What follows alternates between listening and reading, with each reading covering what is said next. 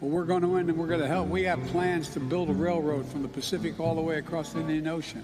We have plans to build in Angola, one of the largest solar plants in the world. I could go on, but I'm not. I'm going off script. I'm going to get in trouble.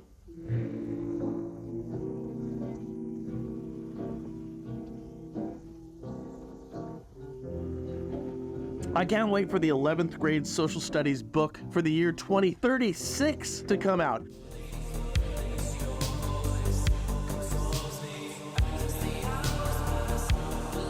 I can't wait to read the retrospective on Chapter 1, no doubt, that explains the fallout from the COVID pandemic. And nowhere will there be any discussion about policies that our trusted elected officials enacted that gassed up the fire. But it's not our concern today. No. One more area of fallout, guys, that's gonna affect real estate and our values and lending is, get this, mass transportation. Yeah, check out this graph. This is Seattle's South Lake Union Trolley, better known as their S.L.U.T, yay for acronyms. You can see the really incredible growth in the years leading up to COVID, and then the massive drop, which is yet to recover. Further, and on a much larger scale, here's a graph of the 5 largest public transit systems in the country and among the top 5 transit agencies by ridership. Yeah, ridership is all fallen off of a cliff. None have returned to pre-pandemic levels. Now, if we look at all transit rail systems in the country, American public transit systems operate at 70% of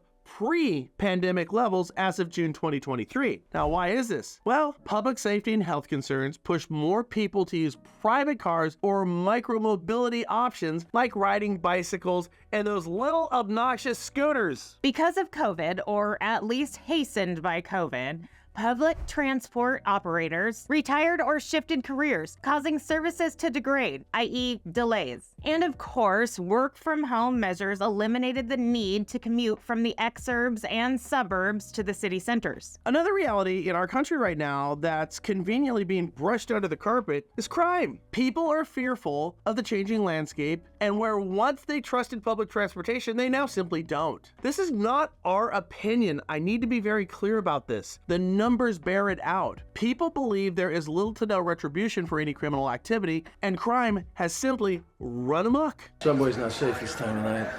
Of the 5 largest public transportation sources, BART, the Bay Area Rapid Transit, is suffering the worst. Now, this is personal to me because as a kid, BART was new to me, local to me, and I used it independently as a young teenager. Now, I'd avoid certain routes at certain times because an unchecked crime element that's now associated with BART. A survey shows 45% of people are choosing not to ride BART because they don't think it's safe. Only 17% describe BART as being safe. That's probably the criminals. Well, is this a founded idea, in all honesty? Well, BART robberies are up 45% just this year. That's already coming off a record high. Here's the point. This is having an effect on real estate. And in truth, some of the most expensive real estate in the country. I know, Crimea River. And oh, by the way, with all other public transportation, it's happening just like this there as well. Simply put, property values thrive around public transportation. Property values of residential and commercial buildings increase dramatically when located close to transit. This is according to a joint study from the American Public Transportation Association and the National Association of Realtors. Yeah, public transportation is great. Everybody thrives. Public transportation is kind of like a coral reef for the burbs and the suburbs. You know what I mean? They just feed life. Further, these associations found that residential properties within a half-mile of public transportation options, that's heavy rail, light rail, commuter rail, and bus rapid transit, had a 4 to 24% higher median sales price. It's huge. And those who live near transit have dramatically lower transportation costs compared to those who live further away. In transit-oriented areas, each household on average saves between $2,500 and $4,400 a year. There's an inflation buster for you. I gotta tell you guys, I miss riding BARTs. Hey, you know, the ferries are just too damn expensive. We need great public transportation. We need to demand it, guys. It's good for our communities. It's good for our housing. Listen, elections are just right around the corner. We need elected officials who will invest in great public transportation and adequate and enforced security, so my mom and my kids feel safe when they get on it. They don't now. And we as an industry, guys, we could actually make this a talking point in the election with our millions upon millions of constituents if we were to create a united front and message on this. It's right around the corner. We got to do this. And it starts with you, the individual loan officer and real estate agent. Help us out.